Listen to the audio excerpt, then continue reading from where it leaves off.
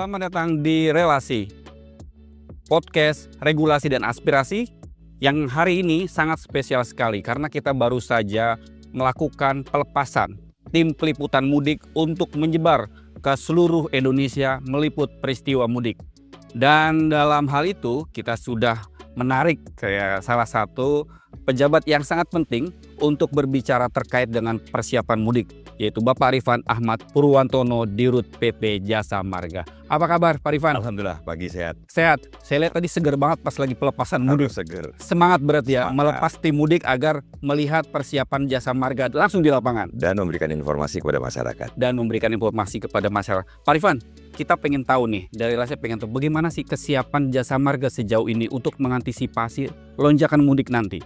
Ya, Jasa Marga sekarang mengelola 1.294 km Oke. dari 19 ruas utama dan pada saat kita tahu bahwa hujan dan sebagainya berdampak kepada jalan rusak, tapi kami pastikan ada 3 ruas yang sekarang masih minor ya, yaitu Jakarta Tangerang dan kemudian Jakarta Cikampek dan Cipularang. Dan ini bukan karena tidak dikerjain, tapi ketika dikerjakan kan mohon maaf kadang berdampak kemacetan. Betul. Sehingga window time-nya harus diatur dengan sebaik-baiknya. Lalu kemudian 8.000 personel yang siap untuk melayani, dan diantaranya adalah untuk memastikan bahwa semua pengoperasional ya, yang dilakukan Jasa Marga, ini kami sudah menggunakan beberapa metodologi yang lebih baik ya. Jadi kamera kami dan kemudian beberapa peralatan seperti radar sudah berhasil menggeser dari kamera yang visual menjadi machine learning maupun AI. Sehingga kami pastikan bahwa pengambilan keputusan rekayasa lalu lintas nanti tetap bisa dilakukan dengan baik menggunakan fasilitas ini. Dan itu dikendalikan di JMTC, ada di Jati AC. Dan itu terpantau 24 jam Pak Rifan. 24 salah ya. 24 jam. Jadi biasanya kita tidak hanya melihat satu lokasi tapi satu rangkaian. Contoh misalkan dari Jakarta menuju ke kilometer 66. Kemudian tadi kan ada perubahan schedule macam-macam dari para biasanya para pengguna jalan tol nih, tiba-tiba dia melihat ada traffic, dia rubah nih. Yang harusnya masuk dari jor 1 dia pilih jor 2, kan begitu ya. Nah, kita harus antisipasi yang seperti itu sehingga dari kilometer 3 ketemu jor 1, jor 2, nanti kemudian naik ada MBZ, ada yang bawah, kita ketemu di 47 juga harus disiapkan. Antisipasi ini adalah untuk memastikan bahwa di kilometer 6 pertemuan antara mau ke Cipularang mau ke Trans Jawa ini bisa diatur dengan baik. Dan biasanya setelah 70 hampir dikatakan masih lancar ya, walaupun kepadatan sampai dengan 283. Nah, selain infrastruktur, kesiapan kendaraan pendukung kami ada 516 yang standby 24 jam dan 62 rest area. Tapi 62 rest area juga nggak cukup. Kadang-kadang kan tingkat kepadatan dari 3,5 juta yang keluar ini kan mengular sampai panjang dan kemudian kalau nggak kebagian rest area karena penuh, maka terus kemudian berhenti di pinggir jalan kan berisiko. Nah, ini di dalam persiapan kemarin ada 10 pom bensin, kemudian memiliki fasilitas, ada restorannya, ada masjidnya. Nah, dengan kapasitas minimal 200 kendaraan itu di luar jalan tol. Jadi masyarakat bisa keluar, kemudian beristirahat, mengisi BBM dan sebagainya, kemudian masuk lagi tanpa ada perubahan biaya. Artinya ada titik-titik yang bisa keluar tidak hanya di dalam dalam tol ya. Nanti kami siapkan 10 dari kilometer 207 sampai dengan 456. Oke, jadi ketika dia keluar lagi, istirahat sebentar di luar, masuk tidak bayar lagi. Lama juga boleh. Karena kan mereka harus istirahat gitu ya. Jadi lama mereka masuk pun udah langsung tidak akan nambah. Jadi nggak usah khawatir masyarakat. Jadi kalau keluar sebentar, misalnya, yang penting nanti arus tol juga lancar langsung. Ya. Kalau boleh tuh Pak Rifan, tadi kan Pak Rifan sudah ngomong soal digitalisasi teknologi AI-nya. Artinya nanti ada diskresi di lapangan ketika tiba-tiba terjadi penumpukan. Bisa diputuskan melalui AI itu? Ya, sebetulnya AI ini kan sebagai tools ya. Pemutusnya tetap Kakor Lantas. Tapi rekomendasi. Jadi rekomendasi itu hari ini hari biasa saja gitu ya. Kita bisa mengetahui tingkat kepadatan di seluruh ruas seperti apa. Kecepatan rata-rata kendaraan berapa. Jadi kalau ada kecepatan rata-rata di bawah 20 km per jam, itu jadi alertnya akan muncul. Nah, akan ada penumpukan di depan. Iya, akan muncul. Dan kemudian setelah itu diketahui, kami beritahu Korlantas dibutuhkan rekayasa. Contoh perhitungannya menggunakan visi ratio, Mas. Visi ratio adalah volume dan capacity. Jadi kalau 0,6 0,5 ya kapasitas 4.000 masih aman dengan 3 lajur. Tapi begitu di atas 5.500 berarti visi rasionya udah 0,9, itu bahu jalan udah mulai dipakai. Nah, rasio-rasio ini yang kita share kepada Korlantas dan kemudian diambil keputusan. Dan ini tidak hanya terpusat pada saat melakukan rekayasa lalu lintas namanya ya, tetapi juga sampai impact-nya gitu. Jadi kalau kita memikirkan membuat keputusan di kilometer 70 pasti akan berdampak sampai 414. Dari Cipularang akan dampak sampai dengan Bandungnya ya, berdampak ke Pasteur dan sebagainya.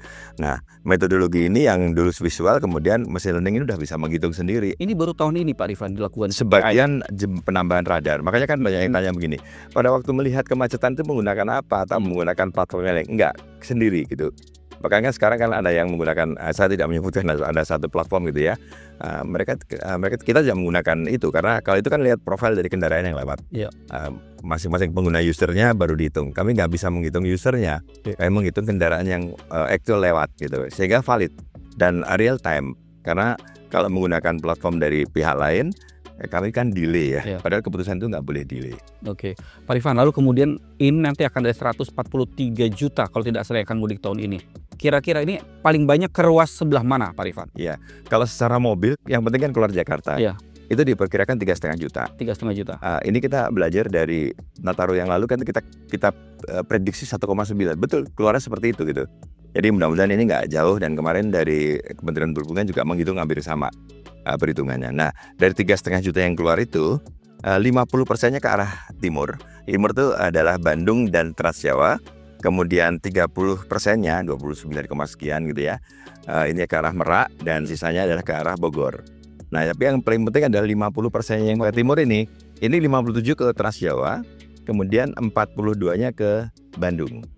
Nah, ini yang sangat harus diantisipasi karena kepadatan 50 dengan ruas tol dan jumlahnya cukup signifikan dibanding dengan kesediaan ruas ya. Nah, itu yang kemudian kami menghimbau bahwa bagi pemudik gitu kan kami punya aplikasi Travoy. Iya. Nah, dan di Nataru kemarin terbukti ketika, jadi saya cerita Mas, di Nataru itu tanggal 24 Desember itu jumlah kendaraan yang keluar itu sampai 201.000. 201. Dan kami harus melakukan kontraflow gitu ya, dan itu memang ada hujan dan sebagainya. Terus kami akhirnya harus dikenalin Travoy ini gitu. Kami hampir live TikTok ya mengenalkan, dan hampir naik 300.000 yang download.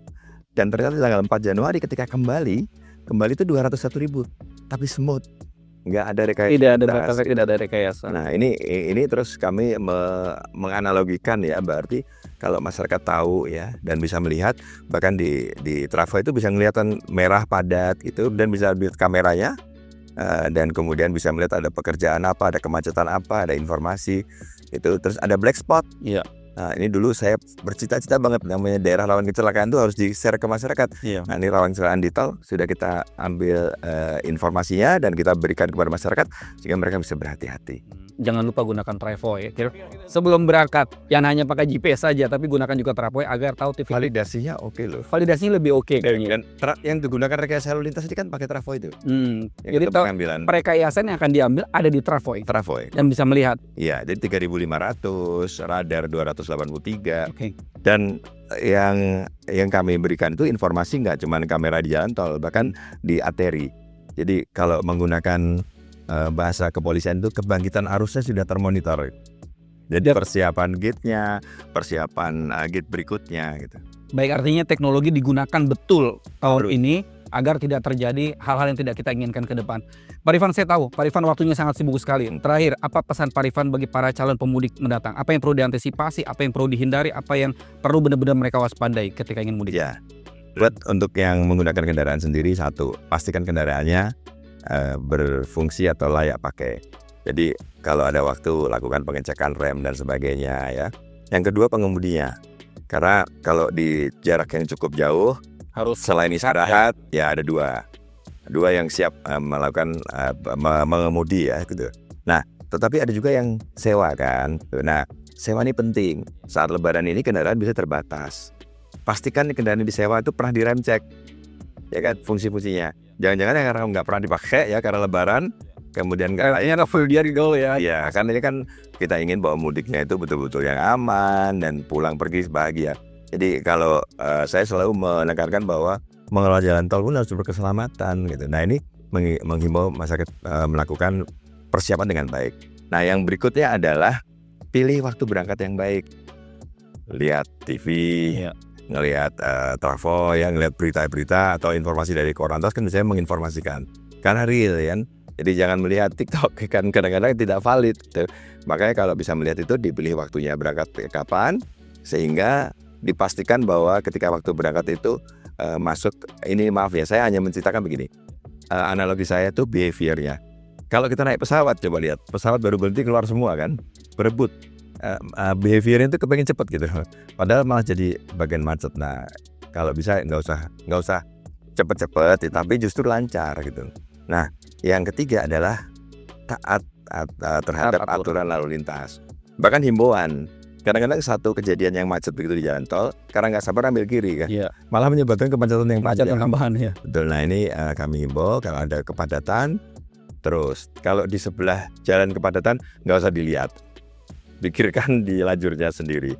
Sehingga kalau misalnya kendaraannya bagus, pilihan waktu yang bagus, tertib lalu lintas, insya Allah selamat sampai tujuan dan kembali lagi ke rumah dengan kondisi aman, sehat, dan selamat. Baik, itu memang yang kita inginkan bersama bahwa saudara-saudara kita akan mudik dengan lancar, bertemu saudara keluarga mereka dengan tenang dan senyum dan kembali juga dengan selamat. Mari kita doakan semoga teman-teman di Jasa Marga terus semangat dalam menjaga para pemudik ini berlalu lintas di Jasa Marga dengan baik. Sekali lagi terima kasih banyak Terima kasih Mas. Pak Rifan atas Sehat waktunya. selalu.